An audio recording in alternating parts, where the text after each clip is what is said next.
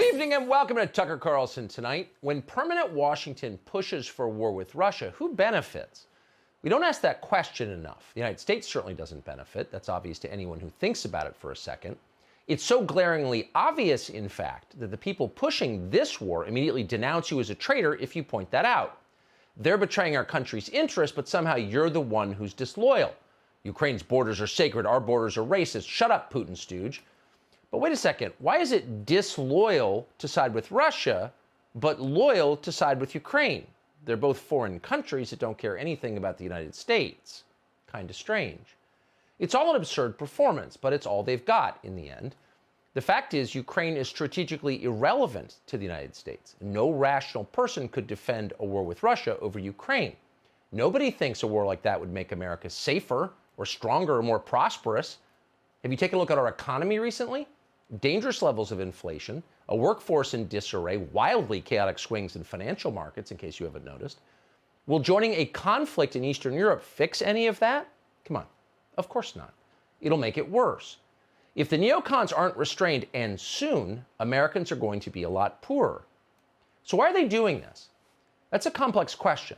Hubris, stupidity, the damaged psychological makeup of our leaders, massive lobbying campaigns by Ukrainian politicians and American defense contractors.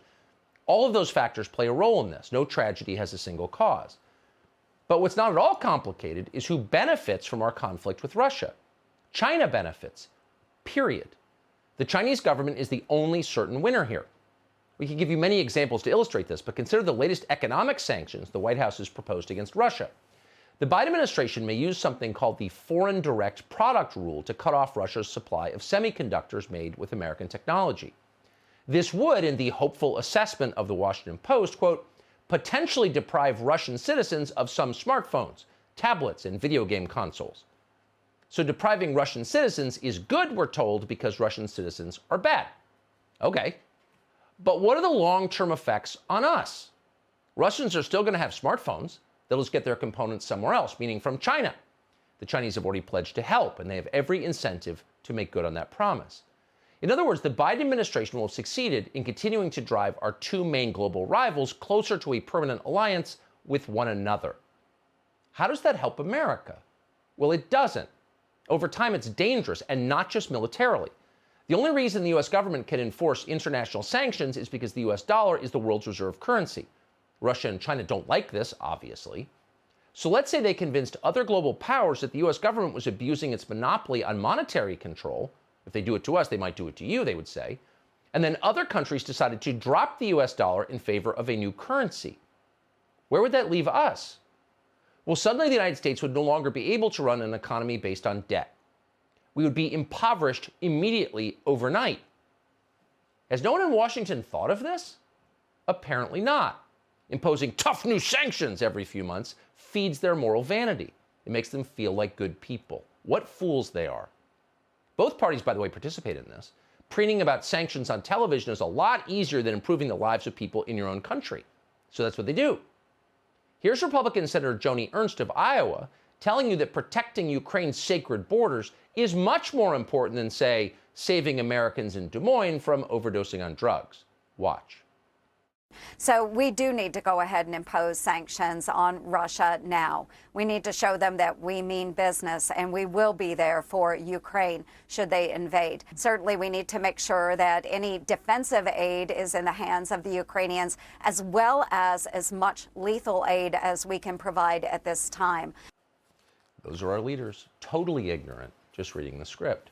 It'd be nice to hear someone in the press corps, because it's their job, ask the obvious follow-up, which would be, why exactly, Senator Ernst, do you believe it's so vital to send more lethal aid to Ukraine and to, quote, go ahead and impose more sanctions on Russia?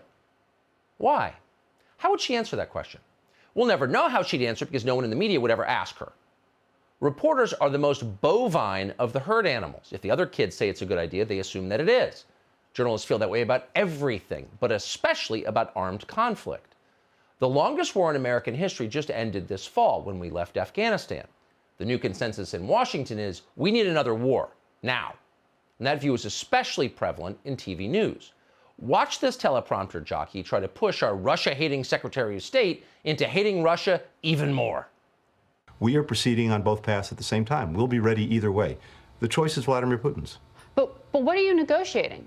If Russia's demands are non-starters, I mean, President Biden has already said Ukraine's not going to join NATO anytime soon. You've made this offer of reciprocal military exercises. What's left to talk about?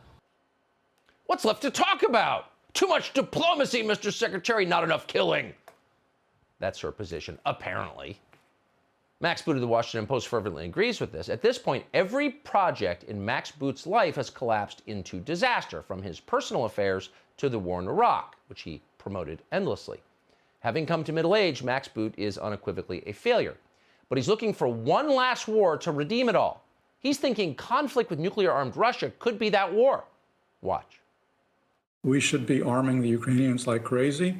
We should be preparing for guerrilla warfare if the Russians go in. And I think the most important thing we can do right now is to lay out a menu of sanctions so that Putin knows exactly what's going to happen to him if he goes over the line. Because right now, with these vague threats, he can be left with the feeling, well, maybe the U.S. and the Europeans, maybe we're not really going to do anything. Again, you have to ask yourself, why is it more, quote, patriotic to take one country's side than the other country's side? We have no obligation to defend any country, either one of these countries. Neither one is American. Neither one has the same interests as we do. Why is it wrong to support one and not the other? What's wrong is to support either one of them. Their interests are not the same as ours. They're very different. Max Boot doesn't care. Arm the Ukrainians. Prepare for guerrilla warfare. Only a man completely insulated from the consequences of his bloodlust could talk like that. There will always be another think tank job for Max Boot and people like Max Boot. But what's Politico's excuse? The fashionably liberal political blog has been pushing for war in Ukraine for months now. Why? What's in it for them? Well, let's see. A few days ago, Politico published this terrifying headline, quote, Saki, Russia could at any point launch an attack in Ukraine. The piece goes on to promise that, quote, experts and policymakers are now preparing for a range of escalatory measures. Well, that sounds scary. We better send billions more in military hardware to Ukraine right away. Beneath the headline, you learn why Politico's interested, because the story is, quote, presented by Lockheed Martin. Aha! In other words, defense contractors think it is high time to spend much more on defense contracting in Ukraine. Politico is happy to make their case in exchange for money. Over at the Washington Post, you may have seen this op-ed with this headline, quote, Biden must show that the United States stands ready to support Ukraine militarily if necessary. Now, that piece was written by a man called Michael Vickers. Who's Michael Vickers? Well, among other things, Michael Vickers sits on the board of the weapons contractor BAE Systems.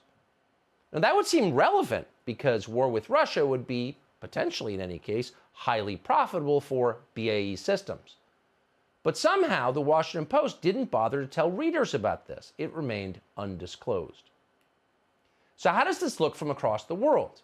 Well, the Chinese must be watching this happen with their jaws open, completely delighted. They can't believe their good fortune.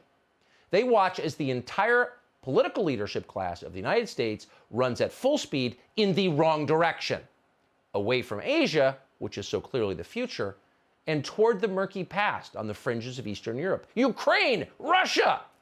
And the Chinese must be wondering, how could these people be so stupid and so self-destructive? Hey, Sean Hannity here. Hey, click here to subscribe to Fox News YouTube page and catch our hottest interviews and most compelling analysis. You will not get it anywhere else.